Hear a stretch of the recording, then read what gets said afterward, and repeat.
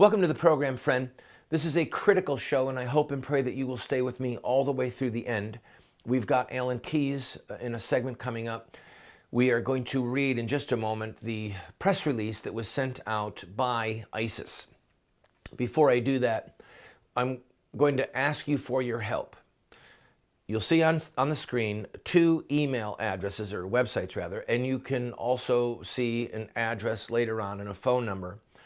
We need to raise money to put in security systems here at our studio because by the grace of God and with the help of God, we will not go the path of CBS or the New York Times and cower and refuse to simply quote and to say what these members of ISIS are quoting and saying.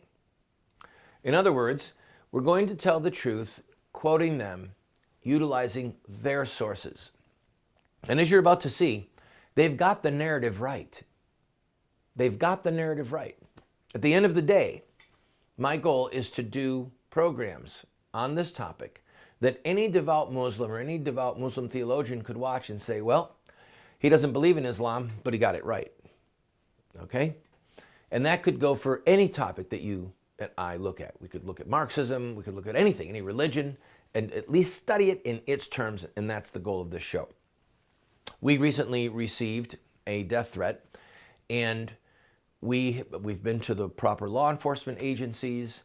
The letter originated from Coppell, Texas, or through Coppell, Texas, and that's a half-an-hour drive from where the two Muslims who were affiliated with ISIS were shot in Garland, Texas. So we need to not be lambs led to the slaughter, all right? We need to take the precautionary measures that we need, but we're not gonna cower. Jesus said, don't fear the one who can kill your body. Fear him who can destroy body and soul in hell. We fear God more than we fear men. All right, I'm gonna explain to you this narrative as we go. This is from the ISIS, the new era. To our brothers and sisters fighting for the sake of Allah, we make dua for you. Dua is prayers. And ask Allah to guide your bullets, terrify your enemies, and establish you in the land. As our noble brother in the Philippines said in his baya, a baya is a pledge, this is the golden era. Everyone who believes is running for Shaheed. Shaheed means martyrdom. The attack by the Islamic State in America is only the beginning of our efforts to establish a waliya. That means like a governance and the right to command or to forbid. Establish a waliya in the heart of our enemy. Our aim was the Khanzir, that means pig or swine, Khanzir Pamela Geller, and to show her that we don't care what land she hides in or what sky shields her. We will send all our lions to achieve her slaughter. This will heal the hearts of our brothers and disperse the ones behind her. To those who protect her, this will be your only warning of housing this woman and her circus show. Everyone who houses her events gives her a platform to spill her filth are legitimate targets. We have been watching closely who was present at this event and the shooter of our brothers. We knew that the target was protected. Our intention was to show how easy we give our lives for the sake of Allah. There is a phrase in Islam that originates probably with Abu Bakr, the first caliph after Muhammad. He said, we have men who love death more than you love life. And it's part of their theology. Because if they are fighting against infidels and they die in battle, they get to go to heaven. So that's why they love death more than we love life. We have 71 trained soldiers in 15 different states ready at our word to attack any target we desire. Out of the 71 trained soldiers, 23 have signed up for missions like Sunday. We are increasing in number, bitnillah. Bitnillah is stronger than inshallah. Inshallah means God willing. This is more like, no, God is going to make this happen. So we are increasing in number because God demands it. Of the 15 states, 5 we will name: Virginia, Maryland, Illinois, California, and Michigan. The disbelievers who shot our brothers think that you killed someone untrained. Nay, they gave you their bodies in plain view because we were watching. The next 6 months will be interesting. To our Amir al-Mu'minin, make dua, mean pray for that Amir, make dua for us, and continue your reign. May Allah ennoble your face. May Allah send his peace and blessings upon our Prophet Muhammad and all those who follow until the last day. Abu Ibrahim al-Amariki.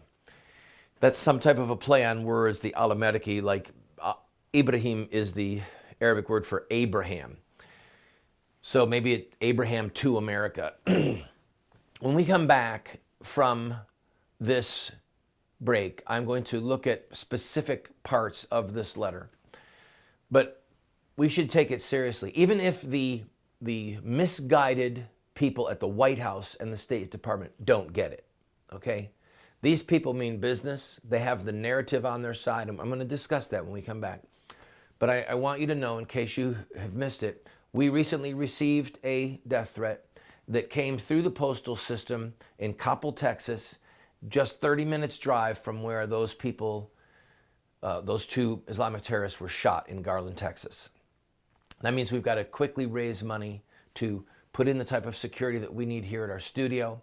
We're going to put in some decent security at our homes, and we simply don't have the resources, but we believe that you, as a viewer who believes in this program, as someone who loves the Lord and who knows that Christianity is true, that you will stand with us.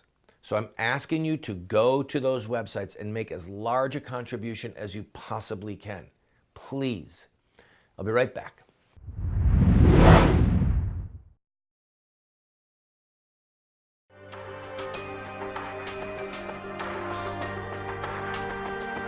You have 2 choices. I mean, you can try to raise your children by design, or you will raise them by default. There are no perfect parents.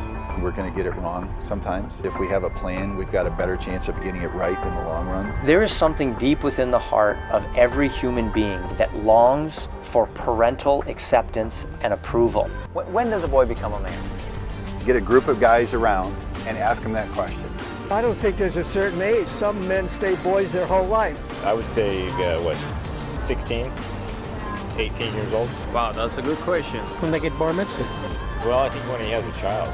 So I just became at 56, 56 years old. Without the power of the Holy Spirit changing us and giving us power over our sin, we can't hope to be the dads that our kids need us to be.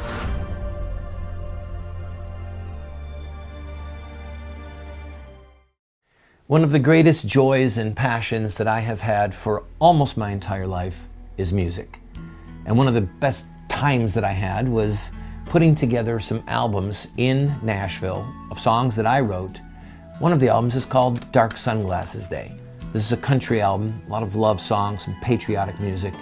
We've made it available to you online, and I hope that you'll go take a listen. You might be pleasantly surprised. You might even find yourself singing along.